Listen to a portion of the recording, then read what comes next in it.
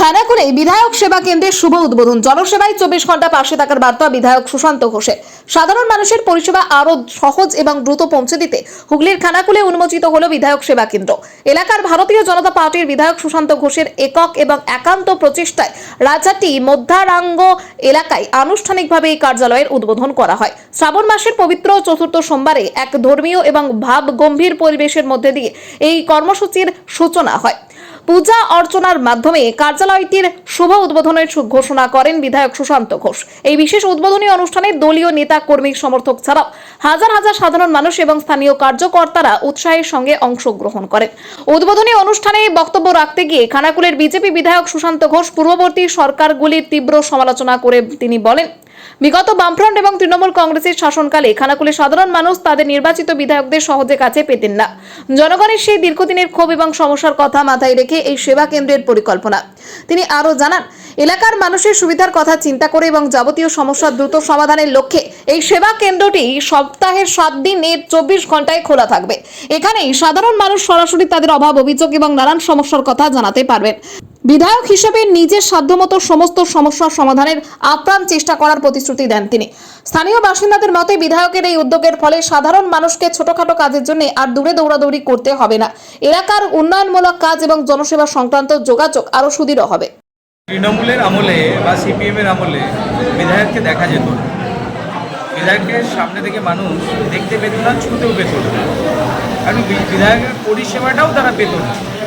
তো আমাদের সরকার, ভারতীয় জনতা পার্টির সরকার, জনগণের সরকার প্রতিষ্ঠা হয়েছে পশ্চিমবাংলায়।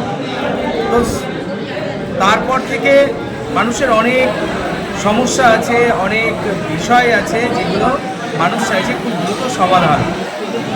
বিভিন্ন ধরনের সমস্যা আছে, কেউ হাসপাতালে ডাক্তার দেখানোর বিষয় আছে, কারো সিএম রিলিফ ফান্ড থেকে সহযোগিতা পাওয়ার কথা আছে, কারো আমার ব্যক্তিগত ফান্ড থেকে সহযোগিতার ব্যাপার আছে, বা অনেক সমস্যা আছে, বিভিন্ন ধরনের প্রশাসনিক সমস্যা আছে। বিভিন্ন ধরনের সমস্যা সমাধান করার এই সেবা কেন্দ্র থেকেই হবে। সেই জন্যই আমরা এটা দিয়েছি খানাকুল বিধানসভার বিধায়কের অফিস, অর্থাৎ এটা আমাদের সেবা কেন্দ্র। আমরা মানুষকে সেবা করব, মানুষের সেবার জন্য কাজ করছি। 2021 থেকে যেভাবে সাধারণ মানুষের পাশে ছিলাম, আগামী দিনগুলো তো আরও ভালোভাবে থাকবে, কারণ সরকার আমাদের আছে, মানুষের অনেক চাওয়া পাওয়া আছে, অনেক সমস্যা আছে।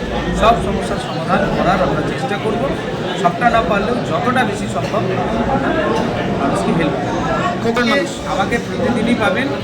আমার একমাত্র বিধানসভার যে কাজগুলো আছে, বিধানসভার যে কাজ, বিধানসভা যেহেতু আমি এখন স্ট্যান্ডিং কমিটির সদস্য আছি, সেখানে অনেক ধরনের কাজ আছে, বিধানসভার অধিবেশন আছে, পার্টির কর্মসূচি আছে, এগুলো বাদ দিয়ে সাধারণ মানুষ প্রায় প্রতিদিনই আমাকে এখানে পাবেন।